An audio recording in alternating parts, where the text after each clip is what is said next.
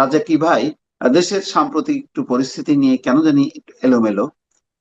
আজকে স্বরাষ্ট্র উপদেষ্টা বলছেন যে জরুরি অবস্থা জারির যে বিষয়টা, এটা হলো একেবারেই গুজব, এর কোনো ভিত্তি নেই। কিন্তু দেশের বাইরে থেকে আবার কেউ কেউ বলছেন যে জরুরি অবস্থা একটা জারি, একটা বিভিন্ন ডকুমেন্টও তারা শো করছেন। এই যে পরিস্থিতিটা এরকম, কেন এরকম, মানে আমরা সেনাবাহিনী, ডক্টর ইউনূস এগুলিকে মুখোমুখি করাচ্ছি কেন, যেখানে সামনে একটা নির্বাচন? ধন্যবাদ আপনাকে। যারা ডকুমেন্ট দেখাচ্ছে, আপনি বললেন যে ইমার্জেন্সি হচ্ছে কিংবা হবে এরকম একটা ব্যাপার। রাস্তায় বের হইলে যদি আবহাওয়া ঠান্ডা থাকে, এটা কেউ বলা লাগবে না যে আবহাওয়া ঠান্ডা না গরম। তো ইমার্জেন্সি হইলে তো আমরা দেখবোই যে ইমার্জেন্সি হয়ে গেছে। তো আপনি ডকুমেন্ট দেখাইলি কি? আপনি ডকুমেন্ট দেখাচ্ছেন, ইমার্জেন্সি দেখতেছি না, তাহলে তো হইলো না। হম হম। সুতরাং এই প্রশ্ন, এই আলোচনাটা আমি খুব বেশি গুরুত্ব দিচ্ছি না। কিন্তু আপনি যে কথাটা নিয়ে আসলেন যে সাম্প্রতিক সময় একটা বিষয় দেখা যাচ্ছে যে সেনাপ্রধান বা ইউনূস সাহেব, পাশাপাশি আপনার যে বৈষম্য ছাত্র বিরোধী যে তারা এখন নাই, বাট তাদের আদি পরিচয় তো তাই যে তারা বৈষম্য বিরোধী ছাত্র সমন্বয়ক ইত্যাদি ইত্যাদি। হম তো সেই বিষয়গুলো যদি আপনি নিয়ে আসেন, তাইলে যে খুব ভালো পরিস্থিতি বিরাজ করতেছে সেটা মনে হয় না। হম। পাশাপাশি আমরা দেখছি বাংলাদেশের অতীত ইতিহাস যদি আপনি দেখেন, একটা জিনিস আপনি লক্ষ্য করবেন, এই যে সম্প্রতিকালে একটা কথা উঠছে, দুইটা বিষয় কিন্তু খুব মারাত্মক রূপ ধারণ করছে। একটা হলো আসিফ মাহমুদ একটা বক্তব্য রাখছে। জি। সে বলছে যে সেনা প্রধান তাকে বলছে একটা পর্যায়ে যে ইউনূস সাহেবকে সরকার প্রধান করতে রাজি হননি, প্রধান উপদেষ্টা বানাতে চাননি, এবং তাদের দাবির মুখে শেষ পর্যন্ত বলছে বুকে পাথর বেঁধে মেনে নিছে। হম এই হম। কথাটাও অনেকে সোশ্যাল মিডিয়ায় অনেকে বলে এগুলা সঠিক না। আবার হাসনাত আব্দুল্লাহ যে বিষয়টা নিয়ে আসছে, সেটাও বলতেছে, কেউ বলতেছে গুজব, কেউ বলতেছে যে এটা সত্য নয়। এবং সেনা সদর থেকে নেত্র নিউজকে বলছে, কি বলছে যে হম হম। হম হাস্যকর, হাস্যকর। কিন্তু আমার হম। 53 বছরের বাংলাদেশ, তাতে যদি আমি এরশাদ পিরিয়ড থেকে ধরি, আমি হম হম। মোটামুটি বাংলাদেশটাকে বুঝি। এবং আমি বাংলাদেশের সেই এরশাদের 82 সাল থেকে শুরু করলে অদ্যাবধি, কিংবা তার একটু পিছনে যদি যাই, জিয়াউর রহমান সাহেবের সামরিক শাসন থেকে শুরু করে আজকে পর্যন্ত বাংলাদেশে আমি কাউকে দেখিনি যে সেনা প্রধান, সার্ভিং সেনা প্রধানের নামে এভাবে কথা কেউ বলতে পারে। আমি দেখি নাই। এবং বললে যে আস্ত থাকবে না, সেটাও কারণ। তা সত্ত্বেও সবকিছু জেনে শুনে তারা এটা বলতেছে। এটা কি নিছক গুজব, নিছক হাস্যকর কথা? আচ্ছা, আবার ডেসপারেটলি কেউ বলছেন ক্যান্টনমেন্ট উড়িয়ে দেবেন। সেটা আমি আমলে নিচ্ছি না। কিন্তু এই দুইটা ব্যক্তির কথা আমি যদি নেই, আমি এখন গত 7 মাস যাবত আমি চিন্তা করছিলাম এবং বলছিলাম আপনার চ্যানেলেও যে ফিরোজ ভাই, আইন হম। শৃঙ্খলা পরিস্থিতির উন্নতি হচ্ছে না, এবং ইউনূস সরকারকে নন কোঅপারেট করতেছে সবাই। খুঁজে পাচ্ছিলাম না কারণটা কি। কিন্তু আসিফ মাহমুদ এই বক্তব্য দেওয়ার পর আমি কারণটা খুঁজে পেয়েছি। কারণ আপনি যখন বুকে পাথর বেঁধে কাউকে মেনে নিবেন, তার মানে ইনফ্যাক্ট আপনি মেনে নেননি। আপনি মেনে নেননি, বুকে পাথর বেঁধে মেনে নিছেন। সে কারণে আইন শৃঙ্খলা পরিস্থিতির উন্নতি হয়নি, ম্যাজিস্ট্রেসি পাওয়ার আর্মির থাকা সত্ত্বেও। সেটা আমার কাছে পরিষ্কার হয়েছে। অর্থাৎ তারা নন কোঅপারেট করছে। অফিসিয়ালি বলছিল মাঠে যাও, কিন্তু ইন্টারনালি বলা ছিল ইনঅ্যাক্টিভ থাকবা, যেহেতু আমি পাথর বেঁধে মেনে নিয়েছি। এইবার আসেন, এখন আসিফ মাহমুদ মিথ্যা বলছে কিনা কেউ কিন্তু জোরে সোরে চ্যালেঞ্জ করছে না। আইএসপিআর এর কোনো মন্তব্য নাই। তৃতীয় বিষয়টা আসেন, নতুন একটা বিষয়ের উদ্ভব হইল যে ইনক্লুসিভ নির্বাচন এবং আওয়ামী লীগের পুনর্বাসন টু সাম এক্সটেন্ট, রিফাইন্ড ওয়েতে। রিফাইন্ড ওয়ে মানে কি? লোক বদল করলে এটা পবিত্র হয়ে গেল, সেই অর্থে ভালো কথা। রাষ্ট্রের সরকার প্রধান যিনি, তিনি কিন্তু বলে দিচ্ছেন তাদের কোনো দলের রাজনীতি নিষেধ করার ইচ্ছা নাই। হম। এবং বিএনপির মতো বড় দল অনেক আগেই বলেছিল আওয়ামী লীগের নিবন্ধন বাতিল প্রসঙ্গে তারা দ্বিমত করছে। লেটেস্ট তারা কি বলছে? আওয়ামী লীগ পুনর্বাসিত হবে কি জনগণ সিদ্ধান্ত নিবে। তো হম একটা রাষ্ট্রের সরকার প্রধান যখন বলে দেয় যে হম। হম। কোনো দলকে নিষিদ্ধ করার ইচ্ছা আমাদের নাই, তখন তো হাসনাত আব্দুল্লাহর মতো লোকের সাথে বসে কথা বলতে হবে কেন? হুম, আপনি যখন বলতেছেন যে ইনক্লুসিভ নির্বাচন, তা আপনি যদি একটা দলকে নিষিদ্ধ করা না হয়, সরকার যদি নিষিদ্ধ না করে, তাহলে নির্বাচনের সময় আসলে ইলেকশন কমিশন দেখবে তারা নির্বাচন করতে পারবে কি পারবে না। তার আগে আমি হাসনাত আব্দুল্লাহর মতো লোকের সাথে কেন বসবে বাংলাদেশের সেনাপ্রধান কিংবা সেনাবাহিনী, যেই বসুক? এটা তো আমার কাছে কোনো গ্রহণযোগ্য বিষয় হতে পারে না। এক। হুম, দুই, তারপরে যখন নেত্র নিউজের কাছে ইন্টারভিউ দেয় সেনা সদর থেকে, আইএসপিআর নীরব। আইএসপিআর নীরব, কিন্তু নেত্র নিউজ থেকে বলা হয়েছে এই যে তারা অ্যাপয়েন্টমেন্ট চাচ্ছিল। ভালো হুম, কথা, তারা অ্যাপয়েন্টমেন্ট চাইছে। তারা অ্যাপয়েন্টমেন্ট চাইছে, দীর্ঘদিন ধরে চাইতেই পারে। চাওয়ার পর কি হয়েছে? তাদেরকে সেনা সদরে অ্যাপয়েন্টমেন্ট দিল একটা টাইমে, 11 তারিখে। তারা কিন্তু সেনা সদরে যাননি, তারা সেনা ভবনে ওয়েট করছেন। ডিসিপ্লিন ফোর্সের অ্যাপয়েন্টমেন্টের ক্ষেত্রে এইরকম বিধান আমার জন্মের পরে শুনি নাই। যে আমি অ্যাপয়েন্টমেন্ট দিলাম কোথায়, তারা গিয়ে বইসা রইল কোথায়। অর্থাৎ চাচার কবর কই, চাচি কান্দে কই, এবং সেটা অ্যালাউ করা হইলো, বইসা রইল নির্বিকার। এটা আমার কাছে গ্রহণযোগ্য না, কোশ্চেন মার্ক। সেনা সদরে অ্যাপয়েন্টমেন্ট, সেনা সদরে যাবে। হুম, হুম, একটা সেনা ভবনে আইসা তারা বাংলাদেশের কে? আমি কিন্তু হাসনাত আব্দুল্লাহ, সার্জিস আলমকে আমার কাছে মূল বিষয় না। মূল বিষয় ডিসিপ্লিন ফোর্সের প্রধানের। আমি অ্যাপয়েন্টমেন্ট দিলাম যেখানে, ঠিক সেখানে যাবে। সেনা ভবনে 2 ঘন্টা 3 ঘন্টা ওয়েট করলো, গ্রহণযোগ্য কিনা? 3 নম্বর, তাদের সাথে নাকি আইন শৃঙ্খলা পরিস্থিতি নিয়ে আলাপ করা হয়েছে। তারা কারা? আইন শৃঙ্খলা নিয়ে পরিস্থিতি নিয়ে আলাপ করতে হলে তো সেনা প্রধান বা সেনানিবাস আলাপ করবে প্রধান উপদেষ্টার সাথে। সার্জিস আলম কে? হাসনাত আব্দুল্লাহ কে? আরো তো রাজনৈতিক দল আছে, তারা এখন পর্যন্ত নিবন্ধিত দল নয়। এইবার আসেন, সেনা সদরের ভাষ্য মোতাবেক হাস্যকর তারা বলেছে। তাহলে হাসনাত আব্দুল্লাহ যদি মিথ্যা বলে, সত্য বলে থাকে, তাইলে সেনাবাহিনীর ভাবমূর্তি নষ্ট হয়। কারণ কারণ আপনি যদি ডেকে নিয়ে বলেন যে ইনক্লুসিভ নির্বাচনের কথা বলেন এবং তাদেরকে রিকোয়েস্ট করার যাই করেন না কেন, সেটা কিন্তু পর্দার আড়ালে নেপথ্যের কথা। এবং এটা যদি তারা প্রকাশ না করতো, তাহলে যদি ভিতরে থাকতো, তাহলে সেনাবাহিনী আর হাসনাত আব্দুল্লাহরা জানতো যে তাদের ভিতরে একটা নাটক চলছিল, একটা ঘটনা চলছিল। এখন হাসনাত আব্দুল্লাহরা যদি সত্য বলে থাকে, তাহলেও সেনাবাহিনীর ভাবমূর্তি নষ্ট হয়। এই জন্য নষ্ট হয় কারণ দেশের সরকার আছে, আলাপটা হবে সরকারের সাথে।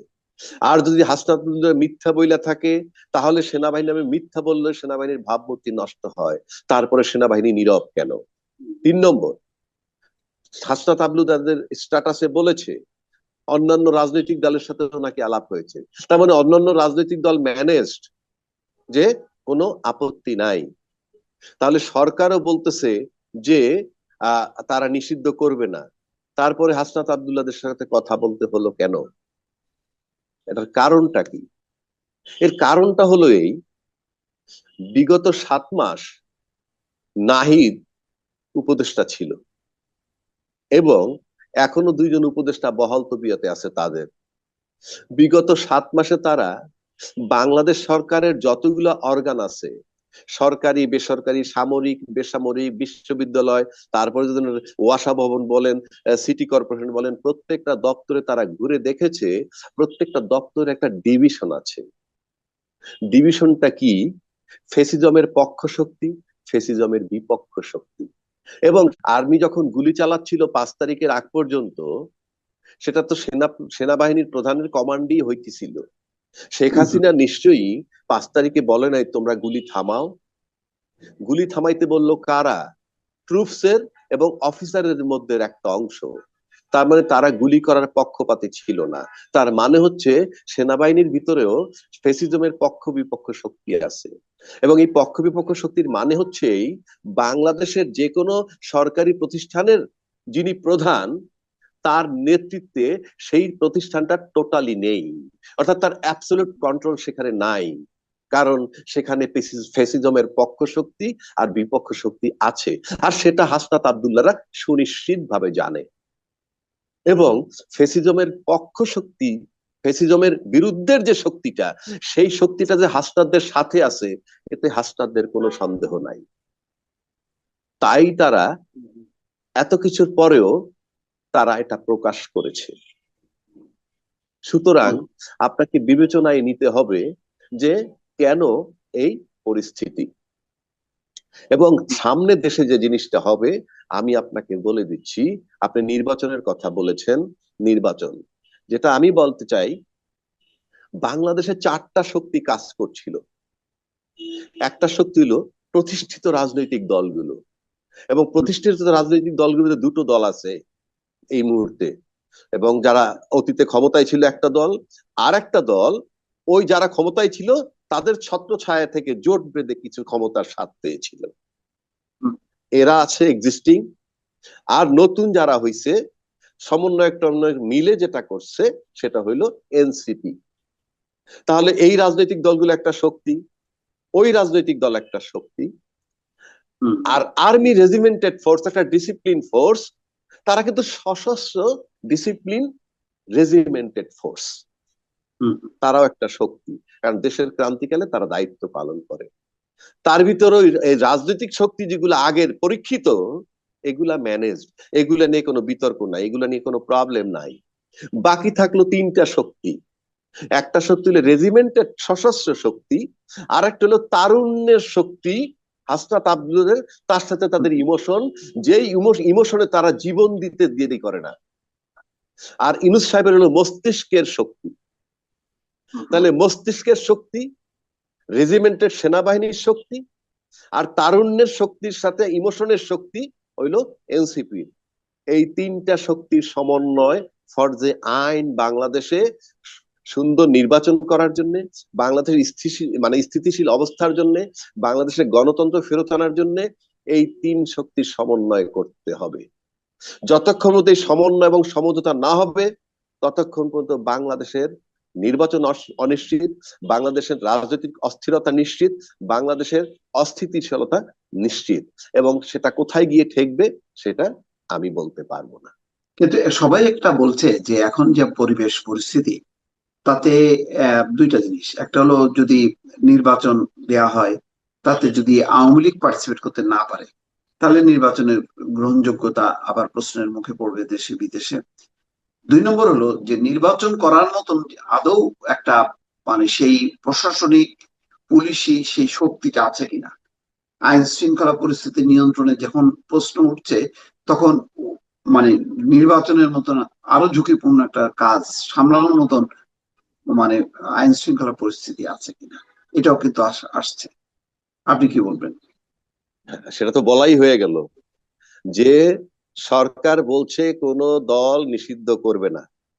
সুতরাং নিষিদ্ধ যদি না করে তাহলে ইনক্লুসিভ নির্বাচনের কোনো সমস্যা তো দেখি না আমি। সুতরাং নির্বাচনের টাইমে ইলেকশন কমিশনের মাধ্যমে জানবো আওয়ামী লীগ নির্বাচন করতে পারতেছে কি পারতেছে না। না পারলেও আমরা কারণ পাবো, পারলেও কারণ পাবো। দুই, যেটা আপনি আসছেন বললেন না যে না, প্রথমটার একটা জট আছে, প্রথম পয়েন্টেরই একটা জট আছে। কিন্তু একটা পক্ষ তো বলছে যে কোনোভাবেই আওয়ামী লীগকে নির্বাচন আসতে দেওয়া হবে না, তাদেরকে নিষিদ্ধ করতে হবে, তাদের নিবন্ধন বাতিল করতে হবে। এটার আপনি সুরাহা করবেন কি করে? এবং তারা দাবি করছে হ্যাঁ, যারা জুলাই গণ অভ্যুত্থানের যারা নেতৃত্ব দিচ্ছে। সেটার জন্য তো বললাম এই তিনটা শক্তির সমন্বয় হতে হবে, সমঝোতা হতে হবে, ফরজে আইন মাস্ট। কেননা তারা যদি না চায়, শুনেন, তাদের কোনো লোক আছে নাই, তাদের কোনো জন আছে নাই, কোনো পোলাপান আছে নাই। কারণ আমি সোশ্যাল মিডিয়ায় দেখি বড় বড় যারা টক শোতে বিখ্যাত তারাই বলতেছে বাংলাদেশ তাদের কিছুই নাই। যাদের কিছুই নাই তার সাথে সেনাপ্রধান বৈশা মিটিং করে, আমি তো বুঝি না। তাহলে যারা টকশো কইরা বলে এই ছেলেদের কিছু নাই, এই এদের সাথে কিছু নাই, এটা সেনাপ্রধান বুঝে না, বুঝতেছে তারা টকশো কইরা বলতেছে এদের কিছুই নাই, তারা বুঝতেছে। তাহলে যাদের কিছুই নেই তার সাথে সেনাপ্রধান বৈশা কথা বলবে কেন? যারা আছে তারা তো বলেই দিলাম, সমস্ত অর্গানাইজেশনের ফ্যাসিজমের পক্ষ শক্তিটা তাদের সাথে আছে, এবং ফ্যাসিজমের পক্ষ শক্তি খুব স্ট্রং, তাদের মোরাল কারেজ অনেক বেশি। এবং সেই যেহেতু যেহেতু প্রতিটা প্রতিষ্ঠানের দুইটা ভাগ আছে, সুতরাং পুলিশের আইজিপি যদি আনেন আপনি, এখন পুলিশের আইজিপি কমান্ড দিবে, টোটাল পুলিশ কথা শুনবে না। কেননা সিংহভাগ হইলে এখন ফেসিজমের বিরুদ্ধে শক্তি। একইভাবে আপনি সবটাই পাবেন। তো আপনি ফেসিজমের বিরুদ্ধে শক্তি থাকলে আপনি তো কেউ রাজত্ব করতে পারতেছেন না। অর্থাৎ আপনি বস কিন্তু আপনার কমান্ড টোটাল নয়, আপনার কমান্ড টোটাল নয়। সুতরাং এখন আমি যেটা বুঝতে চাই, যেহেতু সরকার প্রধান বলছে কাউরে নিষেধ করবে না, তারপরে যখন এটা আসলো আবার আলোচনায় আনলো যে এরা চায় আওয়ামী লীগকে নিষিদ্ধ করতে, তার মানে হচ্ছে কি নির্বাচনের সময় এই ইস্যুটা আসবে এবং নির্বাচন বানচাল হবে। এখন এই নির্বাচন যদি বানচাল হয়, কথার কথা বলছি আমি, নির্বাচন যদি বানচাল হয় তাইলে কি হবে? ইউনূস সাহেব ক্ষমতায় থাকবে। কারণ ইউনূস সাহেবকে সরানোর পথ বাংলাদেশের দুটো, একটা নির্বাচন, আর একটা হলো উনি যদি স্বেচ্ছায় যায়। There is no third option. 3 number কথা হইলো, কেন আমি বলছি নির্বাচন আদৌ দায়িত্বশীল ব্যক্তিরা চান কিনা। যারা এই প্রশ্নটা আনলেন দায়িত্বশীল ব্যক্তি, Hasnat Abdullah boy of yesterday, তাদেরকে আমি বাদই দিলাম। কিন্তু তাদের সাথে বৈশা যারা বিষয়টা সামনে নিয়ে আসলো আওয়ামী লীগের মানে এক্সক্লুসিভ ইনক্লুসিভ নির্বাচনের কথা, আপনি সিম্পল বুঝেন তো ইয়ে ভাই, ফিরোজ ভাই, আজকে যদি নির্বাচন হয়, কথার কথা বললাম, কেউ না কেউ তো ক্ষমতায় আসবে, নাকি কোন একটা দল তো ক্ষমতায় আসবে। এই এনসিপি আসবে না, কারণ ভোটের বাজারে তাদের হয়তো সেই অবস্থা নাই, কিন্তু অন্য কোন দল তো ক্ষমতায় আসবে। এবং তারা যদি ক্ষমতায় আসে, তাইলে আওয়ামী লীগের পুনর্বাসন হওয়ায় কোনো বাধা থাকে? আওয়ামী লীগের যে ক্ষমতা এবং প্রশাসনে তাদের যে প্রভাব, দুইয়ে মিলে, আবার যদি আমি সেনাপ্রধানকেও দেখি যে সে যদি এই কথা বলে থাকে ইনক্লুসিভ নির্বাচনের কথা, এই তিনে মিলে যে কোনো দল যদি নির্বাচিত হয়ে ক্ষমতা আসে, আওয়ামী লীগের পুনর্বাসন কি আর কোনো বাধা থাকে?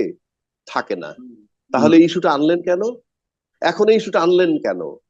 তার মানে হচ্ছে এই যে এই ইস্যুটা আনার মানে হচ্ছে দেশে একটা টার্মোয়েল সিচুয়েশন হোক এবং সেখানে নির্বাচন না হোক, নির্বাচন বানচাল হোক এবং তৃতীয় পক্ষ ক্ষমতায় আসুক, ইউনূস সাহেবের বিদায় হোক।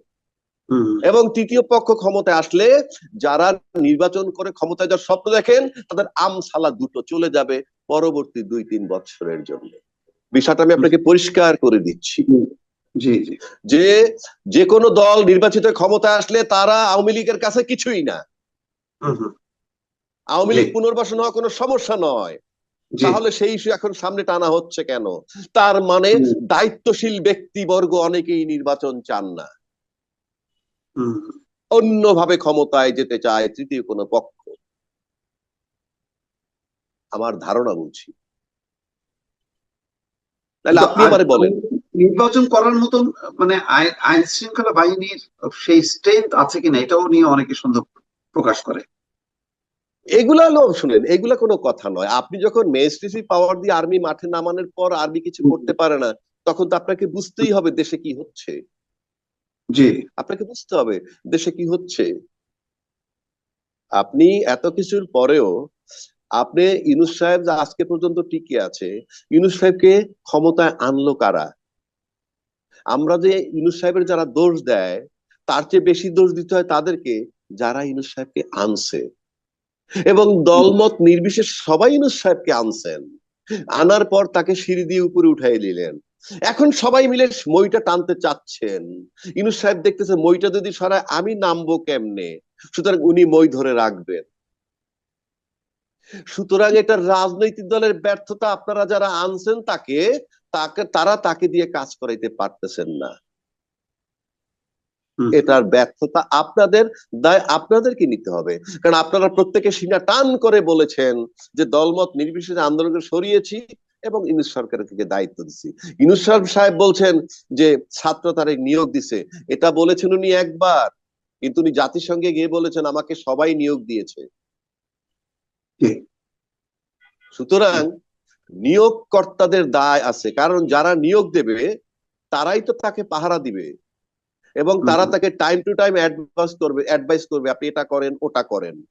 না করলে তারা এটা পাবলিক করবে যে আমরা তাকে বসাইছিলাম, বলছি এই এই কাজ করো, ওনারা করতেছেন না, আমি এই কথা বলেছিলাম শোনে না, তাকে নামিয়ে দেন, আজকে বের করে দেন তাকে। তা না হলে দায় দায়িত্ব আপনাদের, আপনারা বসাইছেন, আপনারা চুজ করছেন। জি, অনেক ধন্যবাদ।